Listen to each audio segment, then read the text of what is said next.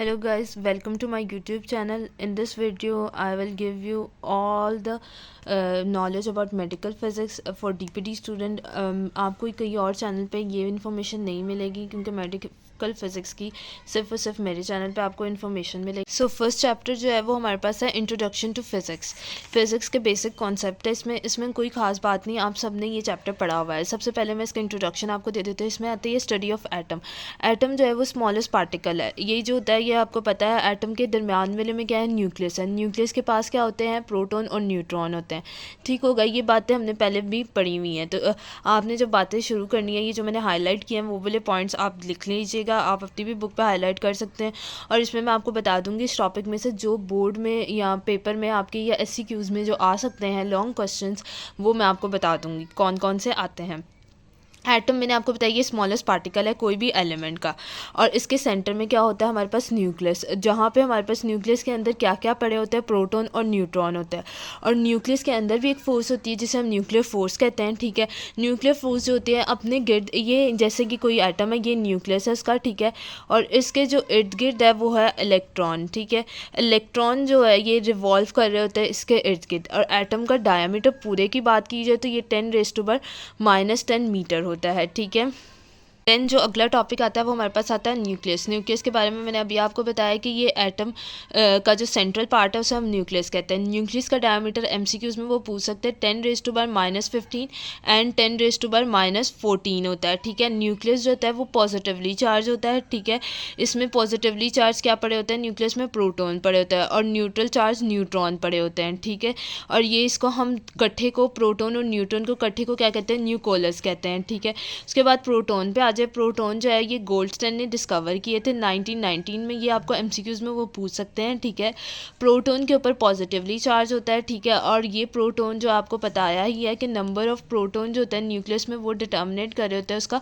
Atomic number. जैसे hydrogen का atomic number 1 है। ठीक है, ये जो है ये सारी चीज़ें MCQs में आ सकती हैं। न्यूट्रॉन की बात करें, न्यूट्रॉन जो है वो न्यूट्रल पार्टिकल है, और जेम्स सैडविच ने इसको डिस्कवर किया 1932 में। न्यूट्रॉन के ऊपर कोई चार्ज नहीं होता है, ये चार्जलेस पार्टिकल है, या आप इसे कहते हैं नो चार्ज है। इसमें सम ऑफ प्रोटॉन और सम ऑफ न्यूट्रॉन को हम क्या कहेंगे, एटॉमिक मास कहेंगे।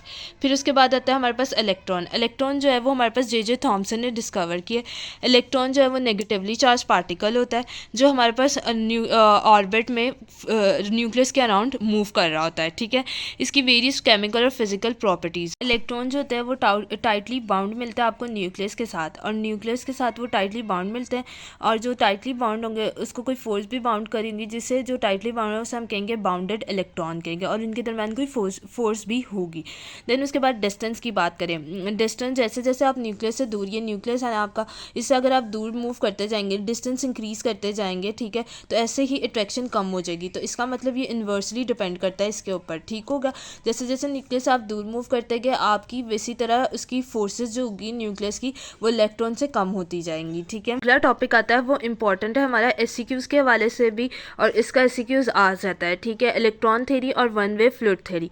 इलेक्ट्रॉन थ्योरी बहुत ही इजी है, आपने पहले पढ़ी हुई है। इसमें क्या होता है कि इलेक्ट्रॉन ऑब्जेक्ट के ऊपर आपको पता है बहुत ज़्यादा नंबर ऑफ एटम होते हैं, और इलेक्ट्रॉन और प्रोटॉन का इक्वल नंबर होगा तो तभी न्यूट्रल कोई भी एटम होगा। इलेक्ट्रॉन नेगेटिवली चार्ज है, प्रोटॉन पॉजिटिवली, अगर ये दोनों इक्वल होंगे तो और कोई भी एटम न्यूट्रल ही होगा। अब आपने क्या करना है, इलेक्ट्रॉन थ्योरी में आपने एक की डिफरेंस याद रखना है। इसके लिए आप ये अपनी बुक में भी या किसी भी पेज पे डालेंगे, नेगेटिव से पॉजिटिव इलेक्ट्रिक करंट, और ये इंपॉर्टेंट है। ठीक है, इसमें क्या होता है कि इलेक्ट्रिसिटी को आपने जनरेट करवाने के लिए कोई भी एटम है वो गेन करेगा इलेक्ट्रॉन तो क्या बन जाएगा, नेगेटिवली चार्ज, और अगर लूज़ करेगा तो पॉजिटिवली चार्ज। अब नेगेटिव से पॉजिटिव की तरफ जो मूवमेंट हो रही होती है उसकी वजह से जो जनरेट होती है उसको हम कहते हैं इलेक्ट्रिसिटी कहते हैं। अब क्या होता है, नेगेटिव की movement from negative to positive is generating a electric current. किस तरह, it is the connection made between the two object, one is positively charge and other is negative.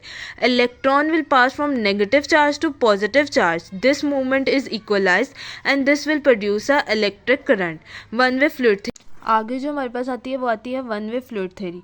One way fluid theory में क्या होता है, ये theory हमें आपने याद रखना है पॉजिटिव से नेगेटिव की तरफ। इलेक्ट्रिक करंट में था नेगेटिव से पॉजिटिव की तरफ, इसमें पॉजिटिव से नेगेटिव करंट।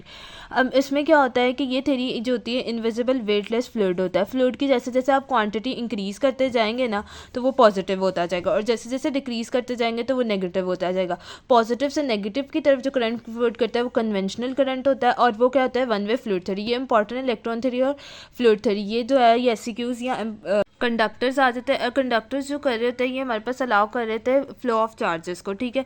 कंडक्टर्स आपको पता है ये चार्जेस को फ्लो कर रहे होते हैं। ये इतना एमसीक्यूज में आ सकती है, ये इंपॉर्टेंट इतना नहीं है, लेकिन फिर भी हम देख लेते हैं। इसका मेन फंक्शन कंडक्टर क्या कर रहा होता है, ये पाथवे प्रोवाइड कर रहा है। जैसे कि आप देख सकते हैं वोल्टेज सोर्स को, अगर डायमीटर ज़्यादा होगा तो रेजिस्टेंस ज़्यादा होगी इसमें, ठीक है। रेजिस्टेंस इंक्रीज़ करेगी, ठीक है, अगर डायमीटर आप इंक्रीज़ करेंगे। और आइडियल कंडक्टर वो होता है जिसके अंदर कोई रेजिस्टेंस नहीं होती। आगे इंसुलेटर आ जाता है। इंसुलेटर डाइलेक्ट्रिक होता है, और ये क्या कर रहे थे स्टोर चार्जेस। ये मेन फंक्शन होता है, ये आप अपने दिमाग में बैठा लेंगे तो एमसीक्यूज वगैरह सॉल्व हो जाते हैं। स्टोर चार्जेस किस फॉर्म में कर रही थी, वोल्टेज की फॉर्म में, और एलिमिनेट कर रही होती कंडक्शन को। कॉमन इंसुलेटर की बात की जाए तो वो हमारे पास आता है एयर, वैक्यूम, रबर, प्लास्टिक, प्रोलेक्टिंग वगैरह आ जाते हैं। दूसरा हमारे पास आता है कंडक्शन। कंडक्शन हमारे पास क्या आ रही होती है कि जब भी आप सॉलिड मेटल को हीट करते हो तो एनर्जी ऐड हो जाती है। तो एनर्जी जब ऐड हो जाती है तो वो एरिया ऑफ हाई टेम्परेचर से लो टेम्परेचर की तरफ जो मूव कर रही होती है वो कंडक्शन होती है, और ये मेटल में हो रही होती है। कन्वेंशन की बात की जाए तो ये फ्लूइड को जब आप हीट करते हैं तो उसकी काइनेटिक एनर्जी उसके मॉलिक्यूल की इंक्रीज़ कर रही होती है। जब वो इंक्रीज़ कर रही होती है तो वो मोर डेंसर लेस डेंसर की तरफ मूव कर जाता है। इसे हम कहते हैं ये कन्वेंशन हो गया। डिस्प्लेसमेंट करंट, ये तो डिस्प्लेसमेंट करंट थोड़ा इंपॉर्टेंट है और ये ईजी भी टॉपिक है। इसमें क्या होता है कि आपने एक प्लेट कैपेसिटर की चार्ज की, उसमें क्या होगा कि एक प्लेट कोई भी कैपेसिटर किया, आपने उसको चार्ज किया, ठीक है, फॉर एग्जाम्पल, ठीक है। इसमें क्या होगा कि ये दो प्लेट्स हैं, ठीक है, आपने इसको चार्ज किया, ठीक है। इसमें मोमेंट्री चार्जेस की टेक प्लेस आएगी, ठीक है, मतलब डिस्टॉर्शन होगी, वो अपनी जगह से थोड़े से हिलेंगे, ठीक है। ये क्या हो गया कैपेसिटेंस। अब जब कैपेसिटेंस डिस्चार्ज हो गई, ये चार्जिंग में वो चार्ज होगी, ठीक है। अब जब डिस्चार्ज होना है ना उसने, तो डिस्चार्ज में जो होंगे वो अपनी ओरिजिनल प्लेस पे दोबारा जाएंगे, ठीक है, जहाँ से वो डिस्टॉर्टेड हुए थे। जहाँ वो ओरिजिनल प्लेस से अगर यहाँ से वो हटे हैं ना, जैसे ये है ना कोई चार्ज, ठीक है, नेगेटिव चार्ज है, ये पहले यहाँ पे थे, यहाँ से हट के यहाँ पे आ गए, लेकिन डिस्चार्ज हुए तो वो ओरिजिनल प्लेस पे जा रहे हैं। वापस जो जा रहे हैं इसे कहेंगे ये डिस्प्लेसमेंट करंट। जब जाते जाते जो करंट प्रोड्यूस होगा उसे डिस्प्लेसमेंट करंट कहेंगे, ठीक होगा। ये डिस्प्लेसमेंट करंट जो होता है ये इंसुलेटर के अंदर हो रहा होता है। ये लास्ट वाली लाइन थोड़ी इंपॉर्टेंट है। Any change in the charge on the plate of a capacitance is accomplished by displacement current in the dielectric. Dielectric में भी इसी तरह जब वो वापस जाएंगे तो कोई ना कोई चीज़ अपने आप में स्टोर करेंगे ना, तो वो जो स्टोर करेंगे वो इंसुलेशन के लिए काम आ जाएंगे, ठीक है। ये होगा डिस्प्लेसमेंट करंट। इस चैप्टर से जो इंपॉर्टेंट टॉपिक है डिस्प्लेसमेंट करंट, आप अच्छे से कर लिया एससीक्यूज़ के लिए। इलेक्ट्रॉन थ्योरी और वन वे फ्लूइड थ्योरी, ये दोनों जो है इंपॉर्टेंट एससीक्यूज़ के लिए। बाकी सारा जो है ये कंडक्शन कन्वेक्शन ये बेसिक कॉन्सेप्ट है, ये आपको पहले भी पता है, ये एमसीक्यूज़ के लिए इंपॉर्टेंट है। Thank you so much.